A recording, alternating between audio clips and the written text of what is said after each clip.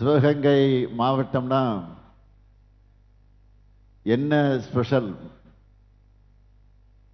காரசாரமான சாப்பாடு, பாரம்பரிய மாளிகை வீடுகள் கொண்ட செட்டிநாடு, திருப்பாச்சேத்தி அருவா, காளையார் கோவில் சிற்பம், பிள்ளையார்பட்டி கற்பக விநாயகர் கோயில், பிரான்மலை ஷேக் ஒளியுள்ள தர்கா, இடைக்காட்டு தேவாலயம் என திருமண பக்கமெல்லாம் சிறப்புக்குரிய மாவட்டம் இந்த சிவகங்கை. சிறப்புக்குரிய இந்த சிவகங்கை திராவிட மாடல் 2.0க்கு ரெடியா? இன்னும் சத்தமா? இன்னும் மகிழ்ச்சி. இந்த சிவகங்கை மண்ணுக்கு வரும்போதே என்னுடைய உடலெல்லாம் சிலிர்த்தது. காரணம் என்ன தெரியுமா? முத்துவடுகநாத பெரிய உடையாத்தேவர், வீரமங்கை வேலுநாச்சியார், வெள்ளச்சி நாச்சியார் என வாழையடி வாழையா, குடும்பம் குடும்பமா தாய் நாட்டுக்காக போராடின மண், மானம் காத்த மருதிருவர் என போற்றப்பட்ட மருது சகோதரர்களின் மண், உயிருக்கு அஞ்சாம உடலில் நெருப்பை கட்டி கொண்டு ஆயுத கிடங்கிலே குதிச்ச வீரத்தாய் குயிலை வாழ்ந்த மண். எல்லாத்துக்கும் மேல நான் சட்டமன்றத்தில் தலை நிமிர்ந்து அறிவிச்சேனே, இந்திய துணைக்கண்டத்தின் வரலாறு இனி தமிழ் நிலப்பரப்பில் இருந்துதான் எழுதப்படணும் என பெருமிதத்தோடு சொல்ல வச்சிருக்கக்கூடிய நம் தாய்மடி கீழடி இருக்கும் மண். இத்தனை சிறப்புகள் இருக்கிற காரணத்தால 5 வருஷத்துல எத்தனை முறை அதிகமாக வந்து கொண்டேதான் இருந்தேன். இங்கே வந்தவுடன் என்னுடைய நினைவுக்கு வந்தது காரைக்குடியில மரியாதைக்குரிய அண்ணன் ப. சிதம்பரம் அவர்கள் தன் தாயார் பேர்ல அழகப்பா பல்கலைக்கழகத்தில் அமைச்சிருக்கக்கூடிய நூலகத்தை திறக்க வந்தேன். அன்றே ஆதி திராவிட நலமான விடுதிக்கு திடீர் ஆய்வுக்கு சென்றேன். ஒக்கூர்ல இலங்கை தமிழ் முகாமில் ஆய்வு, மாவட்ட அதிகாரிகளோட ஆய்வு கூட்டம். அது மட்டுமல்ல, 6 மாசம் முன்ன இடைக்காத்தூரில் இருக்கக்கூடிய பழமை வாய்ந்த திரு இருதய ஆண்டவர் தேவாலயத்திற்கு வந்து மராமத்து பணிகளை தொடங்கி வச்சது, அரசு நல திட்ட நிகழ்ச்சிகள், காரைக்குடியில மினி டைடல் பார்க், அரசு சட்டக்கல்லூரி கட்டடத்தினுடைய திறப்பு விழா, செட்டிநாட்டில் வேளாண் கல்லூரி மற்றும் ஆராய்ச்சி மையம் திறப்பு விழா, 2119 கோடி ரூபாய் மதிப்பிலான மிகப்பெரிய கூட்டு குடிநீர் திட்டம், அண்ணல் காந்தியும் தோழர் ஜீவாவும் சந்தித்த சாவையில் சிறையுடன் கூடிய அரங்க திறப்பு விழா, கவிஞர் முடியரசனார் சிலை திறப்பு, தந்தை பெரியாரும் தலைவர் கலைஞரும் போற்றின தவத்திரு குன்றக்குழு அடிகளாருடைய 100ஆண்டு நினைவு நிகழ்ச்சி. இன்னும் நிறைய இருக்கு. அமைச்சர் பெரிய கிருப்பனும் அண்ணன் சிதம்பரம் அவர்களும் என்னுடைய சகோதரர் கார்த்திக் சிதம்பரமும் உங்க மாவட்டத்துக்கு அவ்வளவு திட்டங்களை என்னிடத்தில் எடுத்து சொல்லி அதற்காக விழாவும் நடத்தியிருக்காங்க. இப்போ அண்மையில திரும்பவும் அடுத்த கட்ட சிவகங்கை மாவட்ட வளர்ச்சிக்காக நமது மதச்சார்பற்ற முற்போக்கு கூட்டணி வேட்பாளர்களுக்காக ஆதரவு கேட்டு திருப்பத்தூருக்கு வந்திருக்கிறேன். முதல்ல உங்க அனுமதியோட நம்முடைய வேட்பாளர்களை அறிமுகப்படுத்த போகிறேன். அறிமுகப்படுத்தலாமா? உங்க அனுமதியோட முதல்ல திருப்பத்தூர் சட்டமன்ற தொகுதி நமது வெல்லும் வேட்பாளர்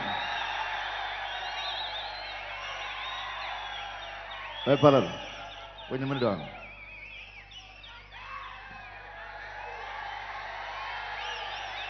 அமைச்சர் KR பெரிய கருப்பன் அவர்கள், சிவகங்கை மாவட்ட கழகத்துடைய சிங்கம், தொடர்ந்து 4 முறை திருப்பத்தூர் தொகுதியில வெற்றியை பெற்று அவருக்கு 5வது முறையும் நீங்க வெற்றியை வழங்கணும். தன்னுடைய துறை சார்பாக தமிழ்நாட்டோட மக்களுடைய வளத்துக்கும் நலத்துக்கும் அயராம தொண்டாற்றியவர்,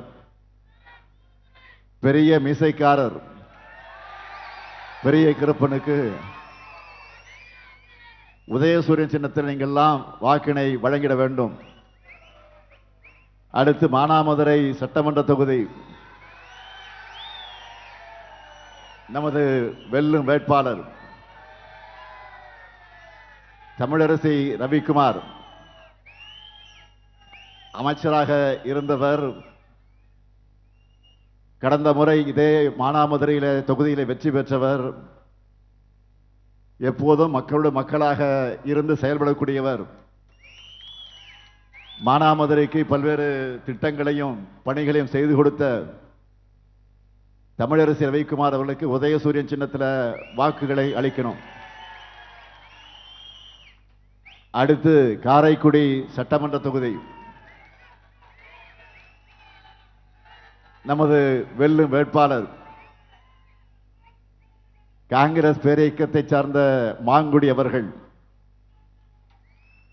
என்னுடைய அருமை சகோதரர் ராகுல் காந்தி மற்றும் மரியாதைக்குரிய ப. சிதம்பரம் ஆகியோருடைய அன்பை பெற்ற வேட்பாளர் மாங்குடி அவர்கள். சங்கராபுரம் ஊராட்சி மன்ற தலைவராக மக்கள் பணியாற்றியவர். காங்கிரஸ் கட்சியோட மாவட்ட துணைத் தலைவராக செயல்பட்டு வரக்கூடியவர். காரைக்குடிக்கு கடந்த 5 ஆண்டு காலத்தில் ஏராளமான திட்டங்களை கொண்டு வந்திருக்கிறார். கடந்த சட்டமன்ற தேர்தலை போலவே மீண்டும் அவர் வெற்றி பெற கை சின்னத்தில் நீங்கள் எல்லாம் வாக்குகளை அளிக்கணும். அடுத்து சிவகங்கை சட்டமன்ற தொகுதி நமது வெல்லும் வேட்பாளர் முக்குளத்தூர் பூலிப்படை கட்சியினுடைய நிறுவன தலைவர் என்னுடைய இனிய சகோதரர் கருணாஸ் அவர்கள். கருணாசுக்கு அறிமுகம் தேவையில்லை. தன்னுடைய நகைச்சுவை நடிப்பால உங்களுக்கு ஏற்கனவே நன்கு அறிமுகமானவர். தன்னுடைய அமைப்பின் மூலமாக, தன்னுடைய யதார்த்த பேச்சின் மூலமாக நமது கூட்டணிக்கு வலு சேர்த்துக் கொண்டிருக்கக்கூடியவர். தோழமை இயக்கத்தை சார்ந்தவர். நம்முடைய வெற்றி சின்னமாம் உதயசூரியன் சின்னத்தில் இருக்கிறார். சிவகங்கை தொகுதியுடைய சிறப்பு பெற்றிட சகோதரர் கருணாஸ் அவர்களுக்கு உதயசூரியன் சின்னத்தில் வாக்கினை அளிக்க வேண்டும். இங்க நிற்கிற 4 பேருடைய வெற்றியும் உறுதிதானே? சத்தமா சத்தமா? நன்றி. வேட்பாளர் 4 பேரும் உட்காரலாம். மக்கள் இப்பவே உங்க வெற்றியை உறுதி பண்ணிட்டாங்க. சீட்டு கன்ஃபார்ம். தொடக்கத்திலேயே நான் சொன்ன திட்டங்கள் மட்டுமில்லாம நம்ம திராவிட மாடல் ஆட்சியில உங்க மாவட்டத்துக்காக இன்னும் என்னவெல்லாம் செஞ்சிருக்கிறோம் என சுருக்கமா சொல்ல விரும்புறேன். கீழடி அருங்காட்சியகத்தில் சமீபமா திறந்தவெளி அருங்காட்சியகம் காரைக்குடி நகராட்சி மாநகராட்சியாக தர முயர்வு, மானாமதுரைய நகராட்சியாக உயர்த்திட திட்டம், சிவகங்கையில தோழி விடுதி, மானாமதுரையில அரசு கலைக்கல்லூரி, வீரமங்கை வேலுநாச்சியார் மணிமண்டபத்தில் மருது சகோதரர்களுக்கு முழு உருவச் சிலை, வாளுக்கு வேலி அம்பலத்துக்கு சில, வீரமங்கை வேலுநாச்சியார் மணிமண்டபத்தில் குயிலுக்கு சிலை. இது தவிர பூலாங்குறிச்சியில மருத்துவமனையில கூடுதல் கட்டடங்கள் மற்றும் ஆய்வக அமைக்க நிதி ஒதுக்கப்பட்டிருக்கு. இலுப்பைக்குடி சிப்காட்ல 5300 கோடி ரூபாய் முதலீட்டில் 1000 பேருக்கு வேலை வாய்ப்பு அளிக்கக்கூடிய வகையில் MRF நிறுவனத்தோட புதிய டயர் உற்பத்தி ஆலை அமையவிருக்கு. மானாமதுரையில் புதிய ITI மற்றும் மினி ஸ்டேடியம் அமையவிருக்கு. தாயமங்கலம் முத்துமாரியம்மன் திருக்கோயில் பக்தர்களின் வசதிகளுக்காக 18 கோடி ரூபாயில பணிகள் நடந்து கொண்டிருக்கிறது.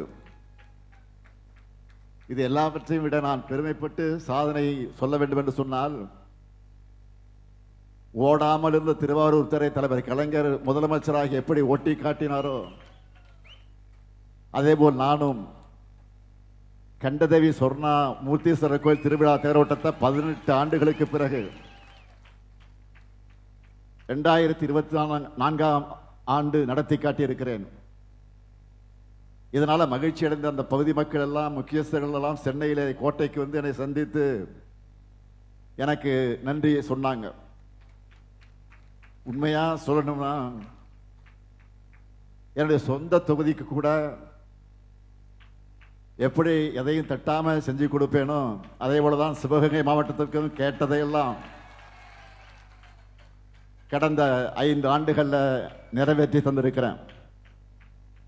இதை இங்க மேடையில் இருக்கக்கூடிய என்னுடைய பெருமதிப்புக்குரிய நான் சிதம்பரம் அவர்கள் சில மாதங்களுக்கு முன்பு அரசு விழாவில கலந்து கொண்டு பேசுகிற போது சொன்னார், நான் மீண்டும் முதல்வராவேன், அப்போது சிவகங்கை மாவட்ட அடுத்த கட்ட கோரிக்கையோடு வருவேன்னு சொன்னார். உறுதியா சொல்றேன், நாம தான் வருவோம். நிச்சயம் அவரது கோரிக்கைகள் நிறைவேற்றப்படும். அதற்கு மதச்சார்பற்ற முற்போக்கு கூட்டணி வேட்பாளர்களுடைய வெற்றி முக்கியம். சிவகங்கை மட்டுமல்ல, எந்த மாவட்டத்துக்கு போனாலும் சாதனைகளை சொல்றதற்கு எங்கிட்ட மிகப்பெரிய சாதனை பட்டியலே இருக்கு. ஆனா எதிர்க்கட்சி தலைவர் பழனிசாமி கிட்ட என்ன இருக்கு? வாய் மட்டும்தான் இருக்கு. அதனாலதான் பர்சனல் அட்டாக் தாண்டி 10 வார்த்தை கூட அவரால் பேச முடியல. இப்போ IPL போட்டி நடக்குது, கிரிக்கெட் போட்டி, IPL போட்டி நடக்குது. அதுல வீரர்களை எப்படி ஏலம் எடுப்பாங்களோ அது மாதிரி அம்மையார் ஜெயலலிதாவுடைய மறைவுக்கு பிறகு MLA-க்களை ஏலம் எடுத்து முதலமைச்சரானவர் தான் பழனிசாமி. முதலமைச்சராக இருந்த 4 ஆண்டுகளும் மருந்துக்கு கூட எந்த நல்லதையும் செய்யல. அந்த சீரழிவிலிருந்து தமிழ்நாட்டை மீட்டெடுத்து இன்னைக்கு எல்லா பிரிவுகளையும் தமிழ்நாட்டை நம்பர் 1 மாநிலமாக மாற்றி காட்டியிருக்கிறோம். ஒன்றிய அரசினுடைய எல்லா தரவரிசையிலையும் தமிழ்நாட்டுக்கு முக்கியமான இடமும், ஏன் பல அமைச்சகங்களில் விருதுகளும் வழங்கப்பட்டிருக்கு. இதெல்லாம் தெரிஞ்சும் தமிழ்நாட்டுக்கு பிரச்சாரம் செய்ய வந்திருக்கக்கூடிய ஒன்றிய அமைச்சர் பியூஷ் கோயல் அவர்கள் தமிழ்நாட்டின் வளர்ச்சி நாளுக்கு நாள் பின்னோக்கி போகுதுன்னு உளறிட்டு போயிருக்கிறார், பிதற்றிட்டு போயிருக்கிறார். பச்சை போய் கேள்விப்பட்டிருக்கிறோம். இது அதுக்கு மேல கடந்தெடுத்த பச்சை போய், இது அதுக்கு மேல கடந்தெடுத்திருக்கக்கூடிய காவி போய். பொருளாதார வளர்ச்சியில 11.19 விழுக்காட்டோட இந்தியாவில் தமிழ்நாடு தான் இன்றைக்கு நம்பர் 1. ஜிடிபிலையும் தனிநபர் வருமானத்தையும் தமிழ்நாடு 2ஆம் இடத்தில் இருக்கா இல்லையா? உயர்கல்வி சேர்க்கையில் இந்திய சராசரியை விட 2 மடங்கு அதிகமாக தமிழ்நாட்டு மாணவர்கள் கல்லூரிக்கு போறாங்களா இல்லையா? இந்தியாவிலேயே வறுமை குறைந்த மாநிலங்கள்ல முதன்மை மாநிலமாக தமிழ்நாடு இருக்கா இல்லையா? இந்தியாவிலே பெண் தொழிலாளர்கள் அதிகமாக இருக்க மாநிலம் தமிழ்நாடு இன்றைக்கு இருக்கு. அது மொத்த பணியாளர்கள் கிட்டத்தட்ட சரிபாதி அளவு தமிழ்நாட்டில் தான் இருக்காங்க. ஏற்றுமதி தயார் நிலை குறியீட்டில் முதலிடம், மின்னணு பொருட்கள் ஏற்றுமதியில முதலிடம், தோல் பொருள் ஏற்றுமதியில முதலிடம், ஜவுளி ஏற்றுமதியில முதலிடம். இவை மட்டுமல்ல, இப்ப 2 நாளைக்கு முன்னாடி ஒரு ரிப்போர்ட் வந்திருக்கு. கடந்த நிதியாண்டு நிலவரப்படி இந்தியாவிலேயே தொழில் உற்பத்தியிலும் தமிழ்நாடு தான் முதலிடம் பிடிச்சிருக்கு. இந்தியாவிலே சிறந்த உயர்கல்வி நிறுவனங்கள் அதிகம் இருக்கக்கூடிய மாநிலம் தமிழ்நாடு. இன்னும் இப்படி நிறைய லிஸ்ட் போட முடியும். இதெல்லாம் யார் நாங்களா சொல்றோம்? ஒன்றிய அரசு, ஒன்றிய பாஜக அரசு சொல்லியிருக்கு, ஆய்வறிக்கையில் தெளிவாக குறிப்பிட்டிருக்கிறாங்க. இதை கூட படிக்காம, இதை கூட புரியாமலா ஒன்றிய பாஜக அரசினுடைய அமைச்சர்கள் வந்து இருக்காங்க. மகாராஷ்டிரா மாநிலத்தினுடைய முதலமைச்சர் பட்னவிஸ் மதுரை வரை வந்தார். பிரதமர் மோடி அவர்கள் திருப்பரங்குன்ற வரை வந்தார். ஆனால் கீழடியும் பக்கத்திலே தான் இருக்கு. அங்க வராம எது இவங்களை தடுக்குது? கீழடி ஆய்வறிக்கை ஏன் வெளியிடாம இருக்கீங்க?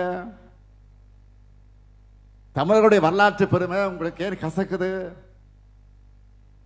இது எதுக்கும் அவங்க கிட்ட பதில் இருக்காது. தமிழ்நாட்டுடைய சட்டம் ஒழுங்கு மற்றும் பெண்கள் பாதுகாப்பு பற்றி பேச அதையே தான் தொழிலாக கொண்டிருக்கிறார்கள். பிரச்சாரத்துக்கு வருகிற வடநாட்டு பாஜக தலைவர்கள் இப்போ வாய்கிழிய பேசிக்கிட்டு இருக்காங்க. தமிழ்நாட்டில் பெண்கள் குழந்தைகளுக்கு எதிராக யார் குற்றம் செஞ்சாலும் குற்றவாளிகள் கைது செய்யப்பட்டு விரைவா குற்றப்பத்திரிகை தாக்கல் செய்யப்பட்டு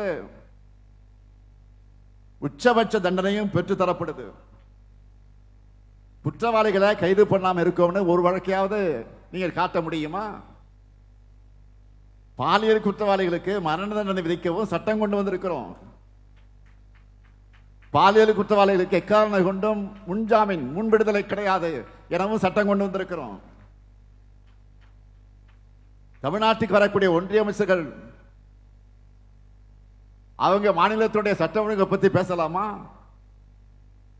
உங்க பாஜக ஆளக்கூடிய மாநிலங்களுடைய நிலை என்ன நான் சொல்லட்டா?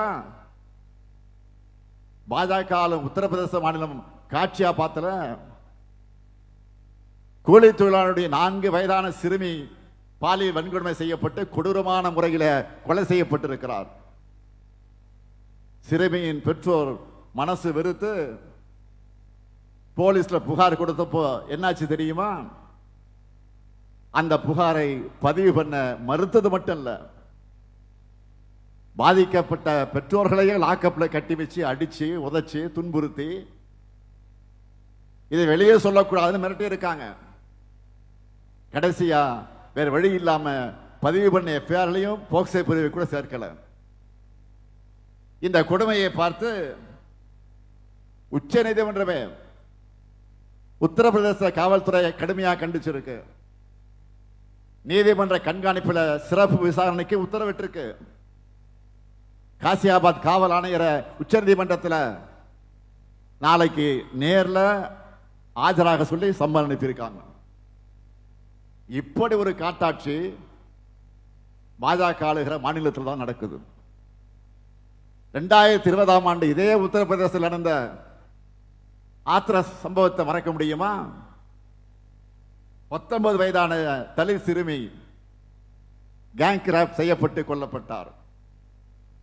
அந்த பெண்ணோட உடலை அவங்க அப்பா அம்மா சம்பந்தம் இல்லாமலேயே, சம்பந்தம் எதுவும் கேட்காமலேயே நைட்டோட நைட்டா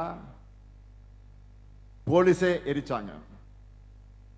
ஆறுதல் சொல்ல போன எதிர்க்கட்சி தலைவர்கள் எல்லாம் தடுத்தாங்க. பிரதமர் மோடி அவருடைய குஜராத் நிலைமை என்ன பெரிய உத்தமமா? கர்ப்பிணி பெண் என்று கூட பார்க்காம பில்கிஸ் பானு அவர்களை கூட்டு பாலியல் வன்கொடுமை பண்ண குற்றவாளிகளை ரிலீஸ் செஞ்சு, அப்படிப்பட்ட ஒரு மாவாதக அரசு தான் பாஜக அரசு.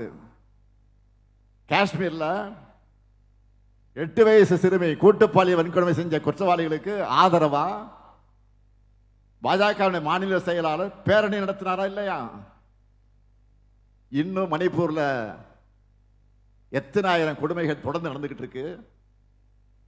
இதையெல்லாம் நினைச்சு பார்க்கவே நெஞ்சம் நடுங்குது. தான் நாளும் ஒவ்வொரு மாநிலத்திலையும் குற்றவாளிகளை கொண்டாடுகிறார்கள்.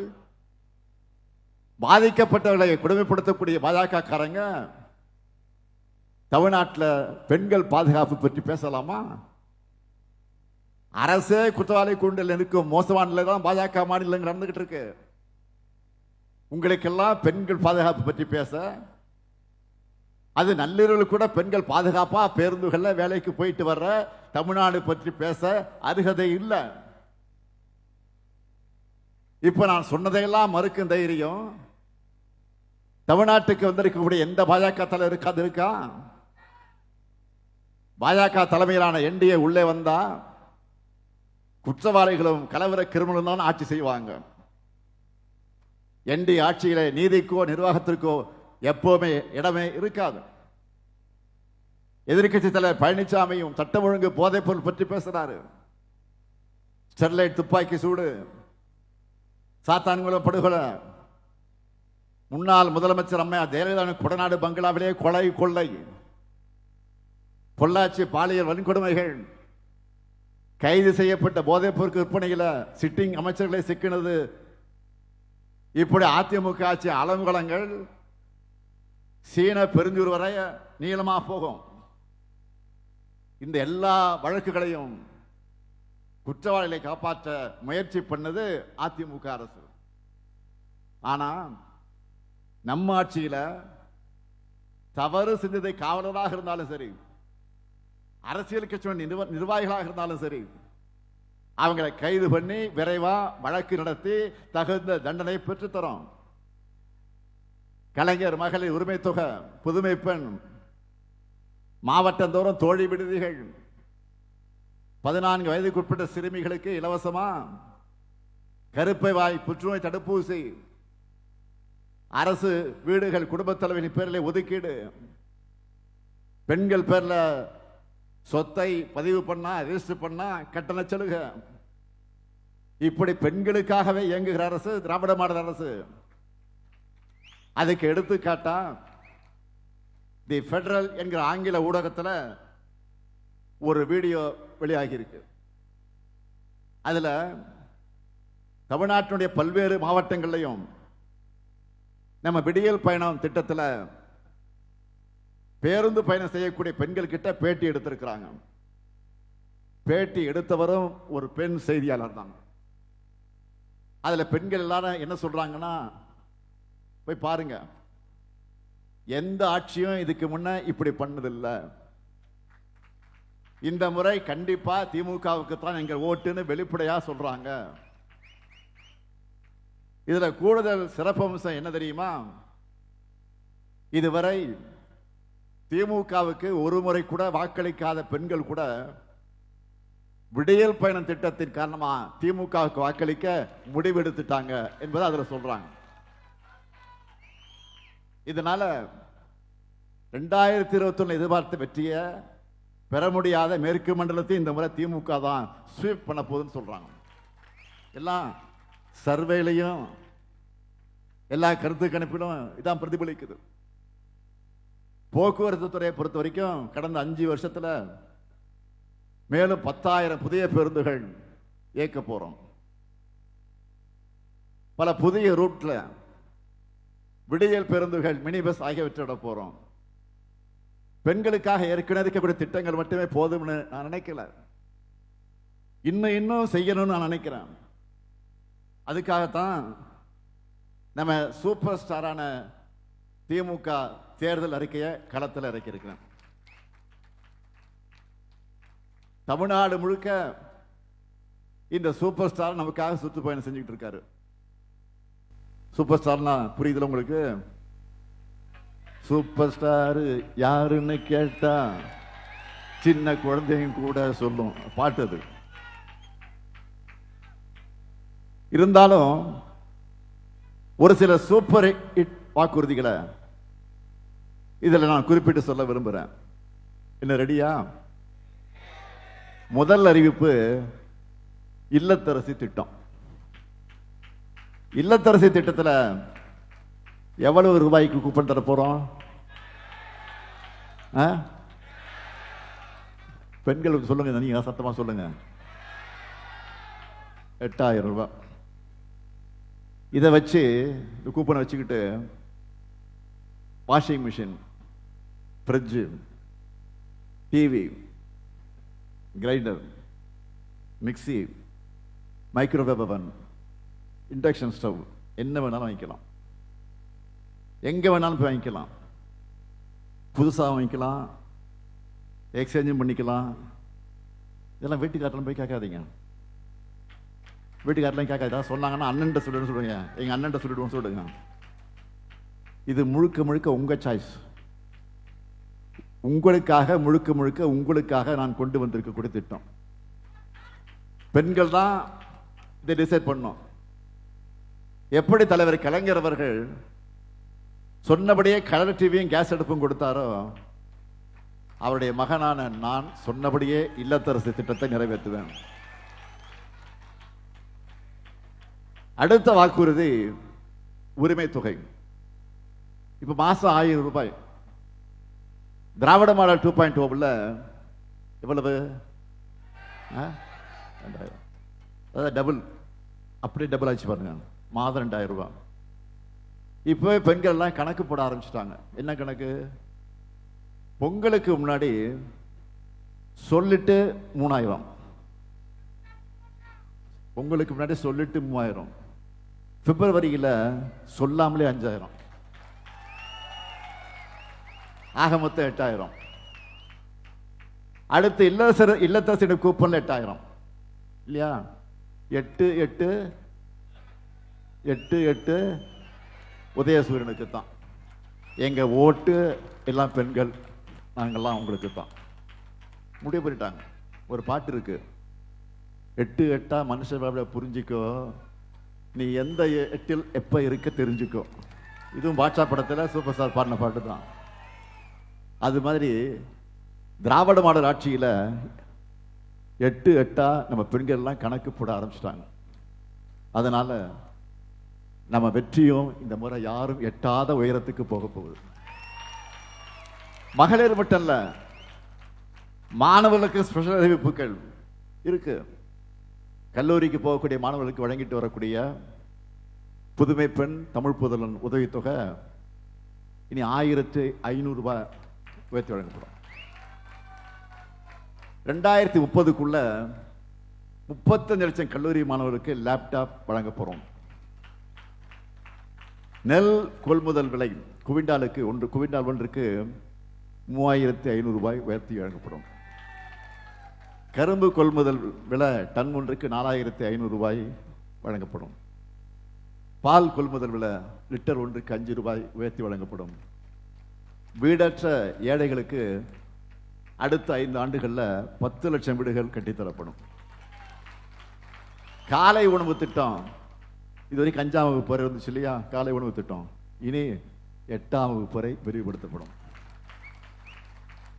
திராவிட மாடல் 2.0ல பிற்படுத்தப்பட்டோர், மிகவும் பிற்படுத்தப்பட்டோர், சீர்மரபினர், சிறுபான்மையினர் ஆகியோர் தொழில் தொடங்க கடன் பெறும் உச்சவரம்பு 30 லட்சமாக உயர்த்தி வழங்கப்படும்.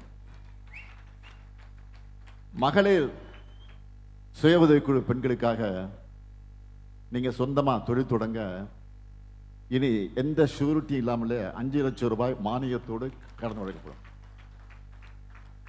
மகளிர் சுய உதவிக்குழு பெண்கள் ஷேர் ஆட்டோ வாங்க வங்கி கடன் வசதி ஏற்படுத்தி தரப்படும். இது எல்லாத்தையும் உங்க அக்கா, உங்க தங்கச்சி, உங்க மதினி, உங்க நாத்தனார், பக்கத்து வீட்டு பெண்கள் எல்லாருக்கும் சொல்லுவீங்களா? இந்த ஸ்டாலினுக்காக பெண்கள் நீங்களே பிரச்சாரத்தை இறங்கணும்.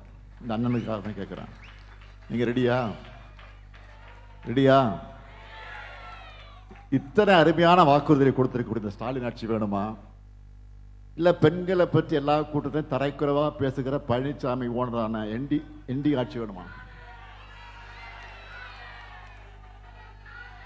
2026 ஜனநாயக போர்ல வெல்ல போவது தமிழ்நாடு அணியா டெல்லி அணியா?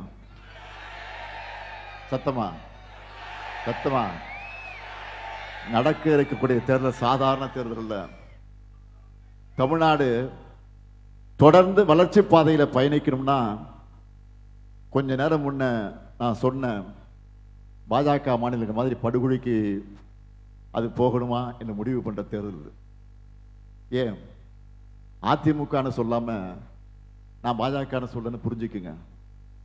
அதிமுகவே ஜெயிச்சாலும் பாஜக ஆட்சி தான் இங்க அமையும். பேச்சுக்கா சொல்லாமா? அதிமுக ஜெயிச்சாலும் பாஜக ஆட்சி தான். திமுக கூட்டணியை தவிர வேற எந்த கட்சிக்கு ஓட்டு போட்டாலும் அது பாஜக செலுத்துற வாக்கு தான். எனவே சொன்னதை செய்யக்கூடிய கலைஞரின் மகனா கேட்கிறேன். திருப்பத்தூர் தொகுதியில அமைச்சர் பெரிய கிருப்பன் அவர்களுக்கும், மானாமதுரை தொகுதியில தமிழரசு ரவிக்குமார் அவர்களுக்கும், சிவகங்கை தொகுதியில கருணாஸ் அவர்களுக்கும் உதயசூரி சின்னத்தில் வாக்களிக்க வேண்டும். அதே போல காரைக்குடி தொகுதியில நம்ம கூட்டணியை சேர்ந்த காங்கிரஸ் வேட்பாளர் மாங்குடி அவர்களுக்கு கை சின்னத்தில் பெருவாரியான வாக்கு வித்தியாசத்தில் வெற்றி வைக்கணும். அமையவிருக்கக்கூடிய திராவிட மாடல் 2.0 அரசுல எங்க சாதனைகளை நாங்களே முறியடிக்கும் வகையிலான ஆட்சியை வழங்குவோம். அதற்கு ஆதரிப்பேர் முற்போக்கு கூட்டணி வேட்பாளரை. வெல்வோம் ஒன்றாக, வெல்வோம் ஒன்றாக, வெல்வோம் ஒன்றாக. நன்றி, வணக்கம்.